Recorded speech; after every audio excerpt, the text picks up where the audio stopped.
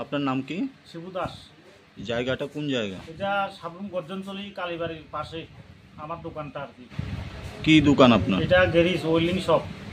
কি হয়েছে?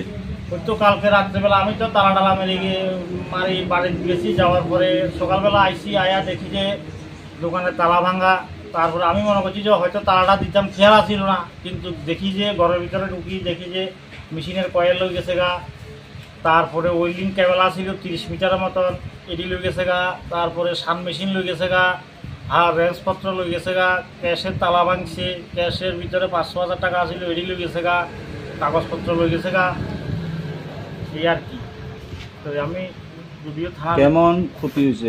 ওই তো ধরেন না ক্ষতি হয়েছে অন্তত 40,000 টাকার উপরে হবে। আপনাকে পুলিশে জানানো হয়েছে? পুলিশে গেছিলাম সকালবেলা, তারাও ইনকোয়ারি যাইছিল, আয়া দেখি দেখা গেছে। এই চুরি হওয়াতে আপনার কেমন ক্ষতি হচ্ছে বলে মনে করছেন, বা আপনার যারা কাজ দিয়েছে আপনার কাছে? ওই তো আমার যে অর্ডারগুলো আছে, আমি এখন এই অর্ডারগুলি কীভাবে করবো এটাই তো চিন্তা করি।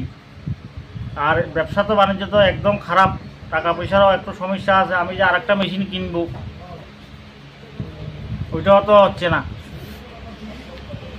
এখন আপনি কি চান? আমি চাই চোর যাতে ধরা পড়ে, সুষ্ঠু বিচার চাই। আমার মেশিন তো আর পাবো না, মেশিন তো লই গেছে গা, মেশিন তো আর পাইতাম না। আমি চাই যে চোরগুলা ধরা পড়ুক, কারণ আমার দোকান না, আমার পাশের দোকানও কিছুদিন আগে চুরি হয়েছে। ওখান থেকে কম্পিউটার লই গেছে গা, টিভি লই গেছে গা। তারপরে যাই গজনতলিতে নিয়তই চুরি হয়, তালা ভাঙে, খাওয়ার দোকান চুরি হয়, এই চুরি হয়, সেই চুরি হয়। ঠিক আছে। খালি পুরো বুঝিও নি সেও উঠা মেশিন